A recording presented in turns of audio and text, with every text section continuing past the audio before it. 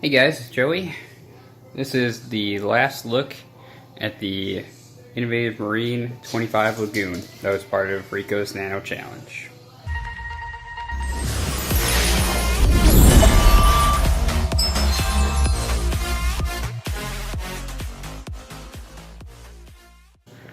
So, as some of you may know, me and DC Reefer started this little challenge between us to kind of push ourselves to come up with something really great. We were both going with the 25 Lagoon tank, so we decided, hey, let's make this little challenge. It turned into something more when we were trying to get Rico involved just as a judge. And lo and behold, here we are, nearly a year later. The challenge officially started on the 1st, but we started talking around this time last year. And this is my last look at the lagoon. So the fish are already out. The fish are in the 230 gallon, and they're doing well. And just kind of recap on this system. I mean, I never really did much to it. I added a couple of corals to start with, and it's pretty much these guys, and that's what they're doing. About a month and a half, almost 2 months ago, hair algae just started absolutely taking off just all of a sudden, even though I did like 75-100% gallon water changes, or not gallon, percent water changes. And it just never really took off, and it didn't really have my interest. I was more focused on the 120 gallon tank rather than this, and I think eventually DC had to break down his because he had his tank in his office, and I pretty much lost interest at that point and would rather focus my attention and efforts on my 120 gallon tank. So, with that said, this tank is now going to be officially decommissioned and retired, and I'm going to put it up for sale with the stand and, of course, the tank, and then the AI Prime. And for these corals, I'm just going to take these out today, and I'll throw them into the 120. The 120 at this point, to me, as well, is kind of a lost cause. I'm ready to move on to the 230 and start over. So as part of breaking this down, I'll also be taking the controller right here. I wonder why it does that on camera. Looks like a spaceship, huh? Anyways, I'll be taking that and putting that on the 230.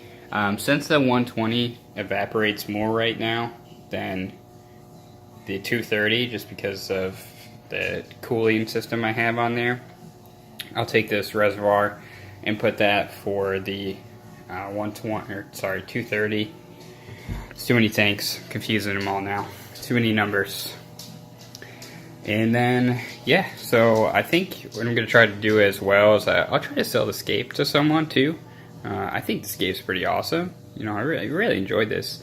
If you could do this on like a larger scale, that would be amazing too. I know it's all covered in hair algae, but go back in my videos and you'll see it at a good state. Let's see, what else are we going to do on this? That's about it. I'm going to take it down, and that's the end of the road for the 25 Lagoon. Yeah, let's get started. Okay guys, so while we watch me break down the tank here, I just wanted to kind of recap on some of the stuff for Rico's Nano Challenge 2018. So as some of you know, it's February now that I'm recording this. We've already announced the winner for the challenge. Congratulations to Yohan. Also, congratulations to Danos Nanos and Easy Reefin for finishing. And Easy Reefin finished as the Pico champion, the only one to finish a under 10 gallon tank, I think it was. So all those are pretty big accomplishments, and I was trying to work in the background to make sure these guys got something. I was talking to DC, said, hey, we should try to get something together and get these guys some prizes. That kind of blew up into a bigger thing. And then I started tracking down all the different sponsors. Once I finally got a hold of the sponsors, most of them agreed to give their original prizes. Some didn't want to give their original prizes, which I guess I could understand. After we picked the winner, we decided that since there were only 3 people that finished the challenge, that we should reward everyone and kind of split up the prizes. In my original edit, I failed to mention that I did put up a prize. I put up a $50 BRS gift card, and I completely forgot about it during my hunt for all the sponsors. But it was found appropriately, so I'm glad I got that over to Danos Nanos as part of my sponsored prize. I was never a sponsor, and I kind of coordinated this whole thing pretty much alone, and then I had help from Jamie, Rico's wife, and Lisa. So they helped with the judging, and they were awesome. So thanks to them for helping me out on this as well and kind of getting involved in this. I know it wasn't very easy. But as a whole, on the challenge, there's a lot of things I would do different if we were ever to do something like this again. And that starts with, capping the number of people that can actually enter. And those people need to do some sort of buy-in or something to actually enter the challenge. If you don't kind of do that, then people, they're not as incentivized. And all these sponsors came out of nowhere. And I think it was really just a matter of, people wanting to do some self-promotion. Which is fine, right? We all want to do self-promoting here on YouTube. We want to get subs. We want to get views.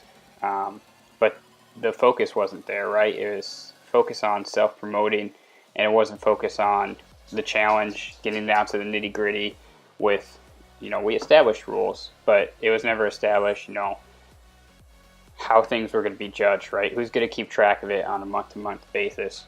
Things like that. So if you start in the right frame of mind and the right focus from the beginning, and you say, hey, we only have a pool of 25, 50 people, you're going to be a lot more focused, and it's a lot more manageable than, say, you have hundreds of people.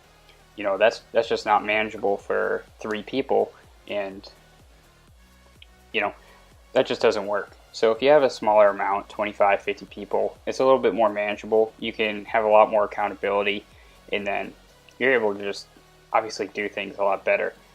So that's kind of one thing I would change right from the beginning. And then you wouldn't have to have all these sponsors coming out of nowhere, because you'd have a prize pool to start. So you can say, out of the prize pool, if there's $1,000 prize pool, maybe, $750 goes to the winner, and then $150 to second place, and then $150 to third, something like that. I think that adds up to 1,000. Actually, I don't. And something I thought would have been cool for the Nano Challenge here is, kind of having a tank of the month. So month by month, seeing, who's doing good, whose tanks are doing great, and who's your biggest competitor, right? And then you could strive, see what they're doing, and then try to one up them. I don't know if I would ever condone kind of doing another tank challenge like this or something. I think maybe like a grow out challenge like they do on Reef to Reef through Battle Corals. What they do on there is everyone pays into it, they get their frag, and it's all the same frag coming from the same colony, and then it's grow out challenge. And then they take pictures month by month with a ruler in the tank in the exact same spot, so you can see, and everything's managed really well over there. So that's kind of something I think I'd want to do in the future. But overall, I think, it came to a relatively good conclusion, the Nano Challenge. I'm glad that we were able to go through and get the winners what they deserved. Like I said, this is a pretty big accomplishment for those guys, so they really deserve it. And, I'm happy to all the sponsors who chose to honor their prizes. That's awesome. I'd say that you guys really didn't have any obligation to do that, so, thanks to everyone who did. And, those who didn't or couldn't, maybe you should think twice before you do it in the future. Okay, guys, I don't really have much else to say about this. So, moving forward, we're just going to focus on the 230 gallon. Things are moving along. I'm glad this is finally done and behind us. Hopefully we don't have any more drama that comes with this. All the sponsors pay up and I don't have to do any more crap for this. So thanks for watching, guys, and I'll catch you in the next one.